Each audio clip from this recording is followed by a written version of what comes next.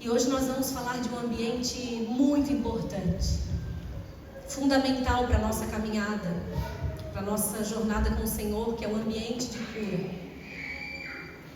E um ambiente de cura numa visão ampla, né? Numa visão completa. Porque quando a gente fala de cura, muitas vezes a gente associa a nossa fisiologia. E ok, Jesus faz milagres, né? Eu testemunhei de uma cura física agora há pouco tempo, tem um outro testemunho, mas deixa para o final. Mas Ele quer nos curar além da nossa parte física, porque somos feitos de corpo, alma e espírito. E quando Deus faz uma obra, Ele faz por completo. Aquele que começou a boa obra, Ele vai completá-la. A obra é completa, querido. Então o Senhor quer nos curar fisicamente, mas Ele também quer curar a nossa alma e Ele quer curar o nosso espírito. E hoje nós vamos falar sobre o texto de João, capítulo 5, versículos 1 ao 9, que fala sobre um tanque chamado Betesda, onde tinha um homem enfermo há muitos anos. E a palavra diz assim: passadas essas coisas, havia uma festa dos judeus, e Jesus foi para Jerusalém. E existe ali, junto ao portão das ovelhas, um tanque, chamado em hebraico Betesda, o qual tem 5 pórticos. Neste jazia uma multidão de enfermos, cegos, coxos, paralíticos, esperando que a água se movesse, porque acreditava-se que um anjo descia, movia as águas, e o primeiro que entrasse naquela água era curado. Estava ali um homem enfermo há 38 anos. Jesus o vendo deitado, sabendo que estava assim há muito tempo, pergunta: você quer ser curado?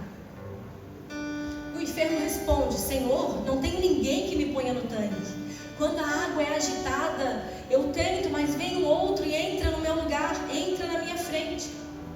Então Jesus lhe disse: levanta-se, pegue o seu leito e ande. E imediatamente o homem se viu curado, pegou o seu leito e começou a andar, e aquele dia era sábado. E eu quero que a gente comece prestando atenção no versículo 5, que é um versículo onde Jesus faz uma pergunta aparentemente óbvia para aquele homem. Porque a palavra diz que Jesus sabia que ele estava enfermo há muitos anos. E Jesus pergunta para aquele homem: você quer ser curado? Jesus não sabia que aquele homem precisava ser curado? Claro que ele sabia, querido. Mas Jesus pergunta porque espera uma resposta. Toda pergunta, ela vem numa sequência por uma resposta. E resposta faz a gente pensar. Então, quando Jesus ele pergunta para aquele homem: você quer ser curado? Jesus está querendo que aquele homem pense e responda sobre aquela pergunta. Sabe por quê, querido? Porque antes de mudar o corpo e curar o corpo, Jesus precisa curar a nossa mente. Antes de transformar o corpo, antes da cura acontecer no nosso corpo, na nossa alma, no espírito, Jesus precisa que a nossa mente seja curada, transformada. E essa não é a única vez, porque se nós olharmos o cego Bartimeu, Jesus pergunta para ele a mesma coisa, em outro contexto, mas Jesus diz para ele: o que tu queres que eu te faça? Jesus sabia que aquele homem era cego? Claro que sim. Mas também Jesus queria o fazer pensar e responder que ele queria aquela cura. Tem uma outra passagem também de 2 outros cegos que Jesus usa a mesma abordagem. Vocês creem que eu posso fazer isso? Que eu posso curar vocês? E aí aqueles cegos dizem: sim, Senhor, nós cremos. E eles são curados. Então percebe, querido, não é por falta de conhecimento, não é por falta de percepção de Jesus, não é isso.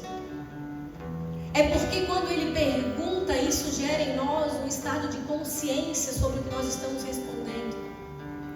Ele estava transformando a mente daquele homem para que a cura dele não fosse apenas uma cura física, mas que ele entendesse a posição que ele estava assumindo a partir daquele momento que ele estava dizendo: eu quero ser curado.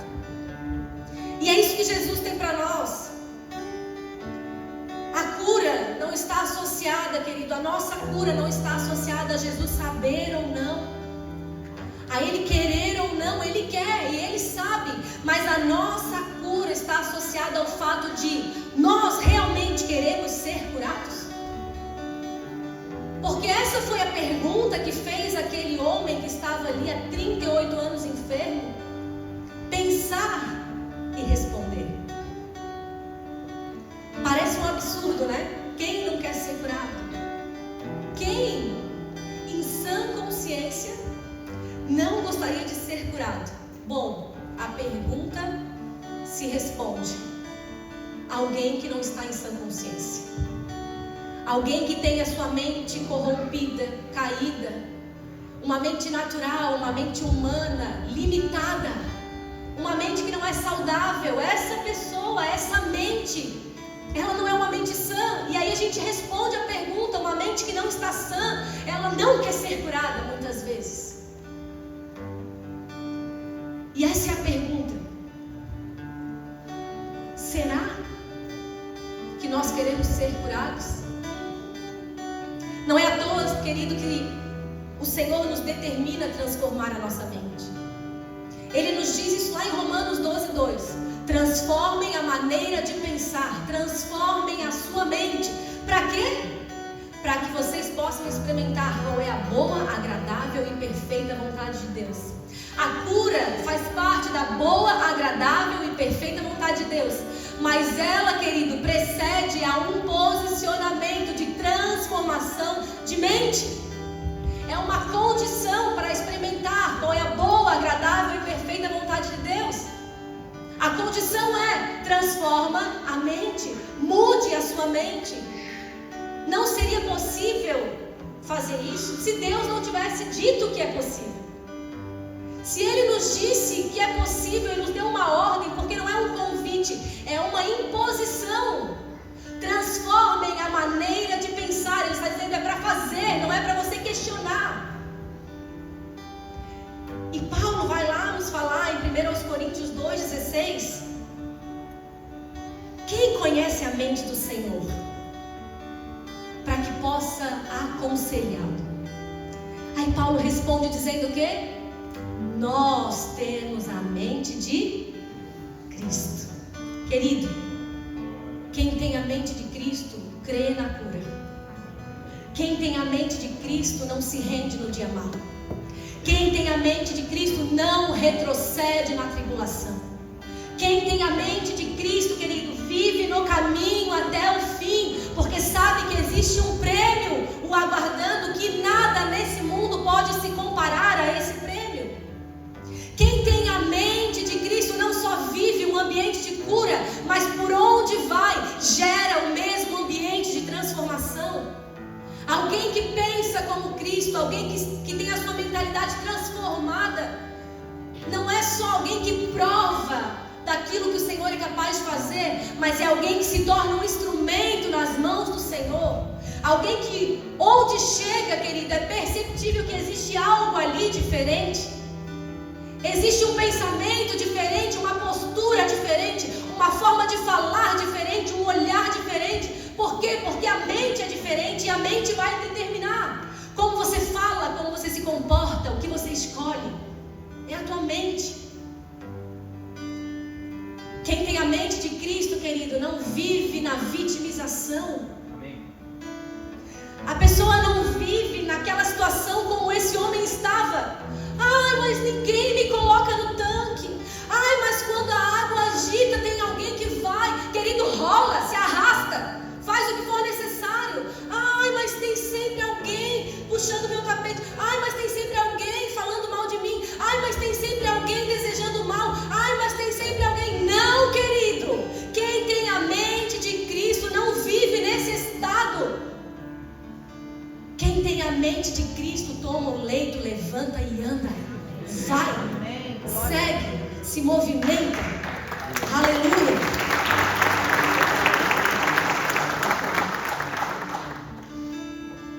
Olha o que diz João 5, 8 e 9. Então Jesus lhe disse: levante-se, pegue o seu leito e ande imediatamente. Ande quando? Imediatamente. E aqui tem uma posição, algo muito forte da parte de Deus para as nossas vidas. Aqui fala sobre a nossa condição. Muitas vezes, no fundo, nós não queremos ser curados. É isso mesmo que você ouviu, querido. Muitas vezes nós estamos aqui ouvindo essa palavra, estamos vindo semana após semana, estamos no meio da igreja, mas no fundo, nós não queremos a cura. E por que eu falo isso, querido? Porque muitas vezes nós vemos doentes espirituais há anos, vindo nos cultos semana após semana, aleijados espiritualmente, cegos espiritualmente, enfermos emocionalmente, mas estão aqui. Então, qual é o X da questão? Não querem ser curados. E sabe por que não querem? E desculpa falar dessa forma, porque eu sei que às vezes dói a gente tocar nesses pontos, mas o que te faz sofrer hoje, querido, pode ser o motivo da tua maior força amanhã. Então sofra hoje, para não sofrer amanhã, amém? Sofra a palavra, o peso da palavra, o peso da cruz, de ser discípulo de Jesus. Sofra, para não sofrer depois. Sabe por que muitos não querem ser curados, querido? Porque ser curado exige responsabilidade. Ser curado significa se movimentar e agir.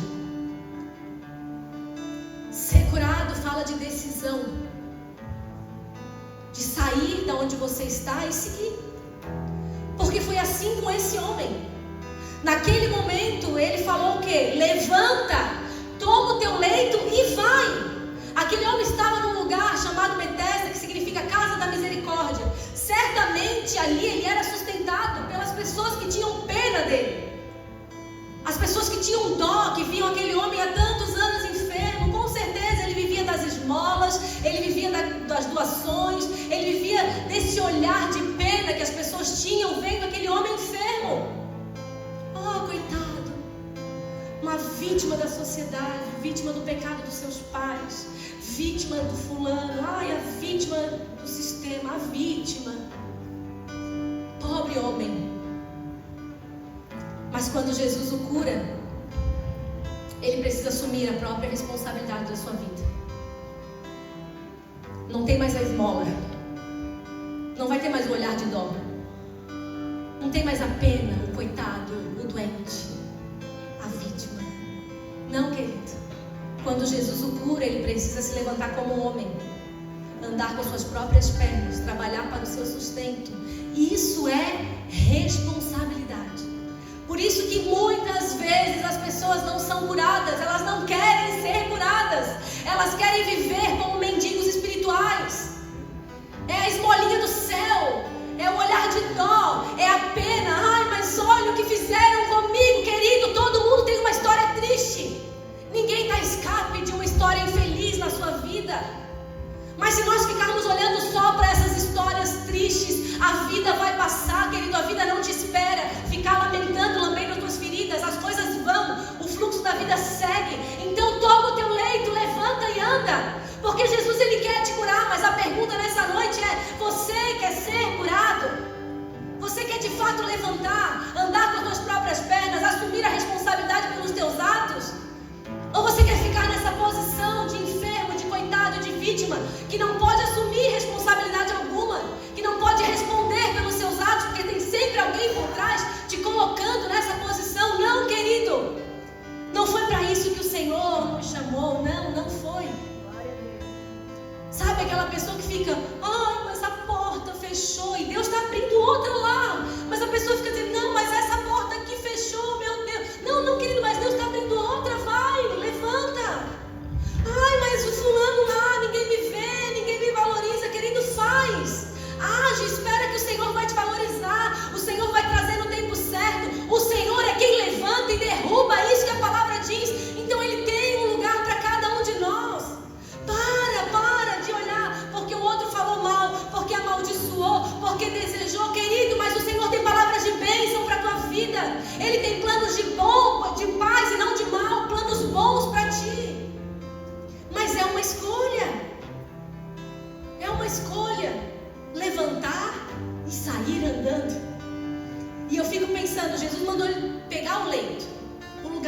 estava deitado, como uma memória.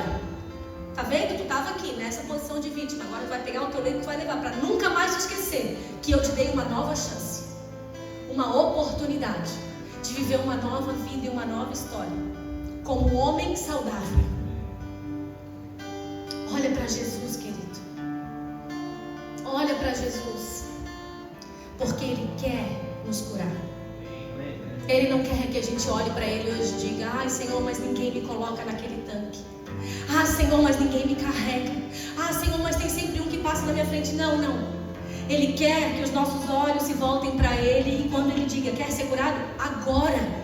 Fui, levantei. O que eu preciso fazer? Qual responsabilidade eu preciso assumir? Qual o movimento? Eu vou. A gente vive uma geração de um evangelho fatalista, péssimo, mentiroso, que nos diz que nós não precisamos fazer nada, porque Deus já fez tudo. Ele pagou um preço altíssimo, sim, Ele fez a parte maior que Ele poderia fazer. Só que na história do homem, da igreja, nós não vemos isso. Nós sempre vemos o homem chamado a uma responsabilidade e ação, a um movimento, a uma tomada de consciência, mas algo, faça algo a partir de agora. Vai agir, vai construir, vai profetizar, vai curar, vai discipular. Existe sempre uma ordem, não é? Deus fez tudo, então tá, eu vou sentar na cadeira e eu não preciso fazer mais nada. Não, querido, não é assim. E esse evangelho é uma grande mentira. Porque a salvação, ela foi nos dada como um presente, mas ser discípulo vai nos custar tudo. Você pode não ser discípulo a tua vida toda, uma escolha sua, mas você também não tem o teu lugar garantido no céu. E eu digo isso porque está na palavra. O céu são para os discípulos, aqueles que ficaram até o fim do propósito.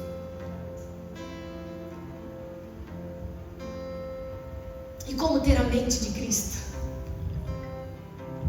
Como ter a mente transformada e ter a mente de Cristo? Existe um único caminho, querido: o Espírito Santo de Deus. É Ele que transforma a nossa maneira de pensar. É Ele que nos convence do pecado, da justiça de Deus, do juízo. É o Espírito Santo que traz a revelação de quem Cristo é.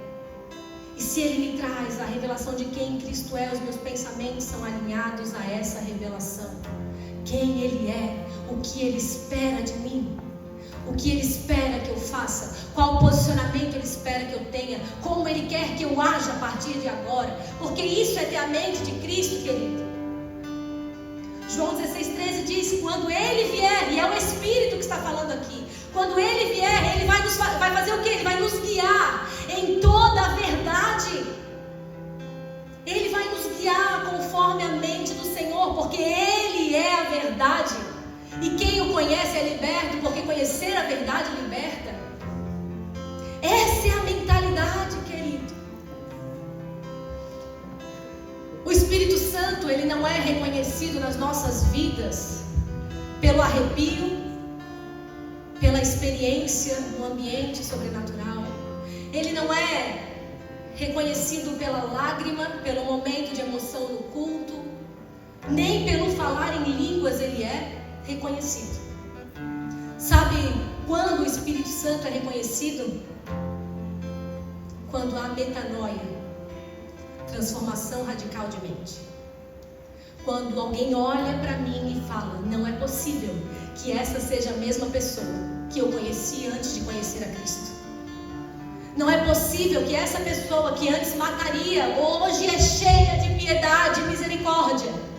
Não é possível que essa pessoa que mentia hoje sofre se falar qualquer coisa fora daquilo que é a absoluta verdade. Não é possível que essa era a pessoa que passava o rodo e hoje está se guardando, porque sabe que Deus tem o melhor para a sua vida. É essa a manifestação do Espírito nas nossas vidas. Eu não estou falando, querido, que todas essas experiências sobrenaturais não são legítimas, elas são. são poderosas e são boas, mas o que eu estou falando é que o Espírito Santo não foi nos dado para termos uma boa sensação, para entrarmos num culto e sentirmos uma energia boa, para estarmos nesse ambiente e sentirmos vontade de chorar com remorso, arrependimento. Não, querido, tudo isso pode ser legítimo e faz parte das manifestações na presença de Deus, quando o Espírito está agindo, mas o que marca as nossas vidas, o que nos mostra que nós somos cheios e que a nossa mentalidade foi transformada, é a nossa postura, é como nós estamos agindo a partir da experiência que tivemos. Não é a experiência, querido, é a postura que adotamos após a experiência. Não adianta nada nós vivemos um louvor maravilhoso, vir para o altar, chorar, o Senhor ministrar o nosso coração e da porta para fora nós continuarmos vivendo uma vida com uma mentalidade caída, uma mentalidade humana, carnal, que nada se compara à mente de Cristo, que é necessária para que haja um ambiente de cura. Ele não foi nos dado para nos emocionar, Ele foi nos dado para nos transformar. Você pode até se emocionar, e a gente se emociona na presença de Deus, porque Ele é tão maravilhoso, Ele é tão incrível, Ele é tão generoso, Ele é tão cheio de amor, Ele é amor. Não tem como não se emocionar quando Ele vem, não tem como. Mas Ele está dizendo para mim e para você nessa noite, não é só isso. Depois disso é o que mais importa. Metanoia, mudança radical de mente. Eu saio de uma mente carnal, doente, limitada, para uma mente espiritual, uma mente saudável, a mente de Cristo. Eu não sei se você sabe, querido, mas a palavra cristão significa pequeno Cristo. E a gente deveria se perguntar todo dia: será que eu tenho sido um pequeno Cristo onde eu estou? Será que eu tenho carregado esse Cristo verdadeiro, real, poderoso, justo, santo? Ou será que eu só roubei esse título e eu digo que eu sou cristão, mas na verdade eu não penso como Cristo pensaria, eu não ajo como Ele agiria, eu não escolho como Ele escolheria? Então não diga que você é cristão, querido, porque homens morreram, foram mártires para que nós pudéssemos usar esse nome. Diga que você é um admirador do Evangelho. Diga que você gosta de vir à igreja. Diga qualquer coisa, mas não diga que você é cristão se você não está disposto a ser curado, se você não está disposto a ser transformado. Porque quando nós estamos dispostos, nós assumimos essa posição. Eu sou um cristão, eu sou um pequeno Cristo, e onde eu for eu tenho que representá-lo e não envergonhá-lo. Eu tenho que ser alguém que gera um ambiente de cura e não alguém que adoece.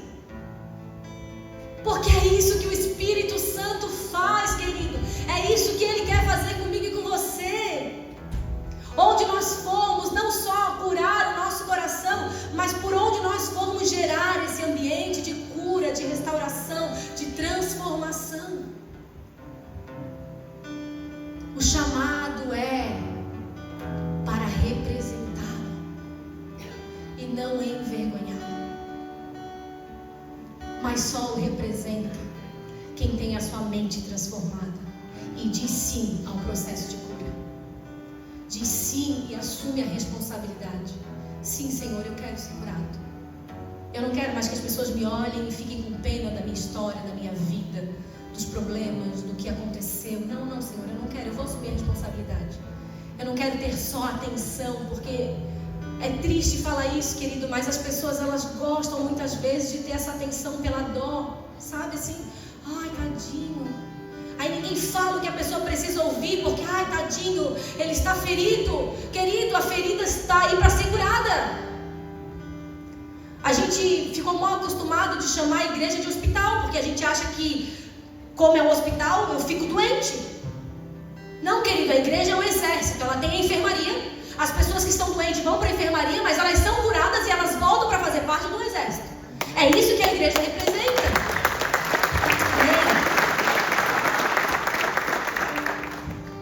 E o Senhor nos pergunta nessa noite: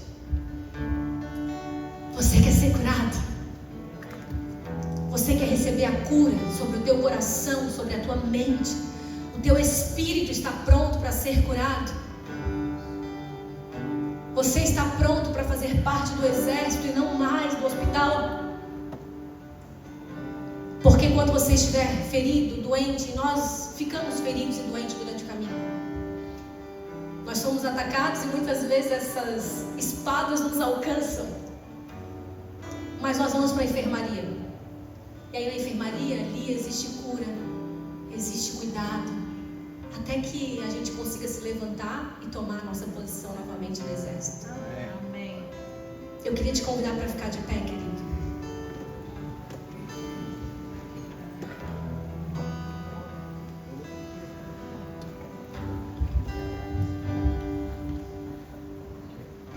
Eu creio que o Senhor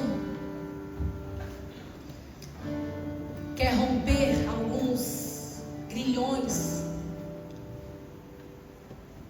que podem estar prendendo as nossas vidas há muito tempo. Assim como esse homem estava há 38 anos enfermo, uma vida. Muitos aqui não têm nem 38 anos ainda. E aquele homem tinha 38 anos de enfermidade. É muito tempo. E às vezes você tem carregado aí no teu coração, na tua alma, uma enfermidade de muito tempo. Você já até se acostumou. Existem pessoas que têm algumas dores crônicas e se você for conversar com essa pessoa, ela vai dizer, mas eu já me acostumei a viver com a dor. Aí o Senhor está olhando para nós e está dizendo, qual é a dor crônica que eu preciso curar hoje? Qual é a dor crônica que eu preciso entrar com o poder hoje, com o Espírito, e curar para que você possa se levantar imediatamente?